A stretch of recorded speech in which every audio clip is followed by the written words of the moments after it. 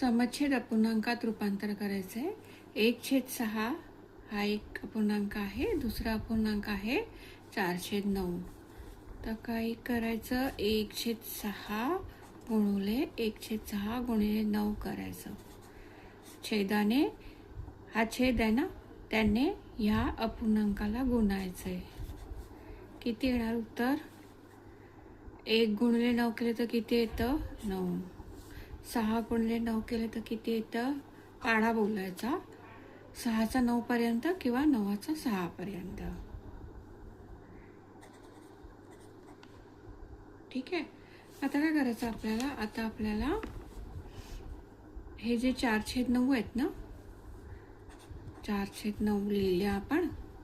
4/9ला आपल्याला या छेदाने गुणायचे 6ने. आता आपल्याला गुणाकार करायचा आहे. 4 गुणिले 6 आणि 9 गुणिले 6चा किती होणार? 6 गुणिले 4 किंवा 4 गुणिले 6 किती होतात? पाढा बोलायचा आहे आपल्याला. ओके. आणि हे किती होणार? 54. ठीक आहे, 54 होणार.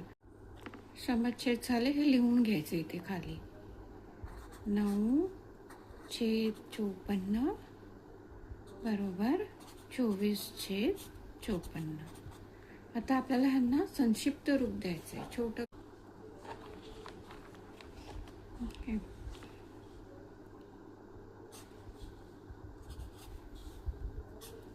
कुठल्या पाढ्यामध्ये येतात 9 आणि 54? तिनाच्या येतात ना. 24 आणि 54 पण तिनाच्या पाढ्यामध्ये येतात. आपण इथे भागाकार करायचा, 18 येणार. ठीक आहे. 8 24 ना, ते झाले 18. तिनाच्या पाढ्यामध्ये हे दोन्ही आपण भागाकार करून बघायचं की तिनाच्या पाढ्यामध्ये येत आहेत का.